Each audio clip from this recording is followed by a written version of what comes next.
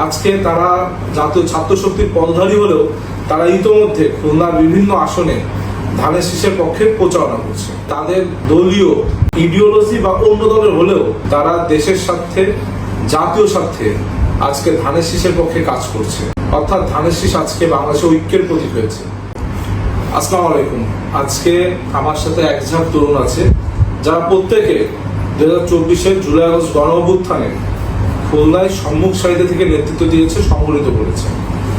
আমার সাথে এখন বসে আছে খুলনা মহানগর জাতীয় ছাত্র শক্তির সদস্য সচিব নাকি প্রেসিডেন্ট জহুরুল তানভীর, যুগ্ম আহ্বায়ক অতি জরুরি যুগ্ম আহ্বায়ক মোহাম্মদ শাহরুখ হোসেন খান, সংগঠক রাফিয়াস, যুগ্ম আহ্বায়ক আরিফুল ইসলাম সানি, যুগ্ম আহ্বায়ক ফারদিন হাসান। এরা প্রত্যেকে জাতীয় ছাত্র শক্তির খুলনা মহানগরের দায়িত্বশীল নেতৃবৃন্দ, সভাপতি সহ অর্থাৎ আহ্বায়ক সহ। কিন্তু এদের তার থেকে বড় পরিচয়, তারা প্রত্যেকে জুলাই আগস্ট গণ অভ্যুত্থানে এই খুলনা যারা তরুণ সমাজ রয়েছে তাদেরকে বিভিন্নভাবে নেতৃত্ব দিয়েছে।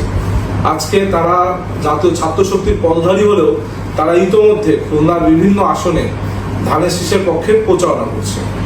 অর্থাৎ আমি এটা আজকে ভিডিওটা করার একটি অন্যতম কারণ যে তাদের দলীয় ইডিওলজি বা অন্য দলের হলেও তারা দেশের স্বার্থে, জাতীয় স্বার্থে আজকে ধানের শীষের পক্ষে কাজ করছে।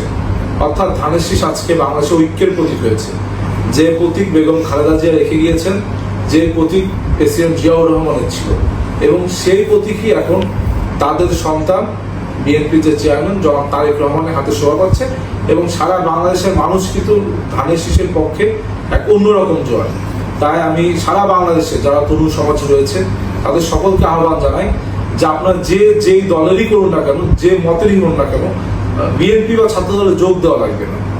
আপনাদের নিজেদের পদ থেকে নিজেদের পদত্যাগও করা লাগবে না, কিন্তু দেশের স্বার্থে এই যে আজকে যারা এদের সকলে চেনে খুলনা শহরে যে এরা কিভাবে নেতৃত্ব দিয়েছে, এদের মতন আপনারা সকলে যারা জুলাই আগস্ট গণ অভ্যুত্থানে জীবন বাজি রেখেছিলেন এই দেশের জন্য, দেশের মানুষের জন্য, তারা আবারও এই যে আগামী পরশু দিনের যে জাতীয় সংসদ নির্বাচন, ত্রয়োদশ জাতীয় সংসদ নির্বাচনে ধানের শীষের পক্ষে ঐক্যবদ্ধ থাকবেন এবং ধানের শীষে ভোট দিয়ে দেশের মানুষের যে আকাঙ্ক্ষা, সেই আকাঙ্ক্ষা যেন পূরণ হয়, সে পথে সারথি হবে।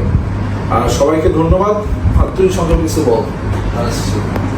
ধানের শীষের পক্ষে যদি আমাদের বলতে হয় তাহলে আমরা আসলে যেটা দেখছিলাম যে ৭১ পরবর্তী সময় বাংলাদেশে অনেকগুলো বাংলাদেশ হওয়ার পরে যে রাজনৈতিক দলগুলো আছে তার মধ্যে আমাদের যে জাতীয় নাগরিক পার্টি যেটা করা হয়েছে এনসিপি, সেটা একটা অন্যতম দল ছিল। এই দলটার মধ্যে মানুষের একটা অন্যতম আশা আছে, যেটা এই দলটার আমরা যেটা দল থেকে ওন করি যে আমরা চাইছিলাম যে এটা একটা আসলে গান বাংলাদেশের জনগণের জন্য এবং বাংলাদেশের স্বার্থে বাংলাদেশি হিসেবে বাংলাদেশকে প্রেজেন্ট করে চলতে হবে।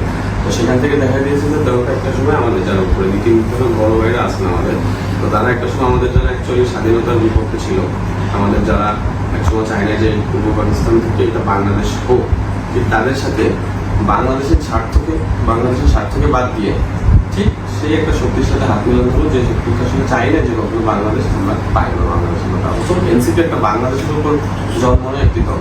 তো সেই দিক থেকে আমাদের যে ধানের শীষ আমরা দেখেছি যে এখানে ধানের শীষ সবসময় বাংলাদেশের বহুদলীয় গণতন্ত্র থেকে শুরু করে সবাইকে সকলের মতামত প্রকাশ করার স্বাধীনতা দিয়েছে। এই কারণে আমরা ধানের শীষের পক্ষে আমাদের মনে কাজ করে যাচ্ছি। যাই হোক, সবাইকে ধন্যবাদ। যদিও আমি ধানের শীষ তুলে দেওয়া তাদের হাতে কেউ না, এমনকি তারা ইতিমধ্যে ধানের শীষের পক্ষে কাজ করেছে। আমার সাথে আজকে তাদের দেখা হয়েছে, এবং তার আগে কিন্তু তারা গতকালকেও খুলনার বিভিন্ন প্রান্তে নির্বাচনের শেষ প্রচারণার দিনে তারা ধানের শীষের পক্ষে প্রচার করেছিল। আর সুতরাং আমরা সকলে ধানের শীষের পক্ষে ঐক্যবদ্ধ থাকবো এবং আপনারাও সকলে আমাদের এই প্রতীকের পক্ষে ঐক্যবদ্ধ থাকবেন।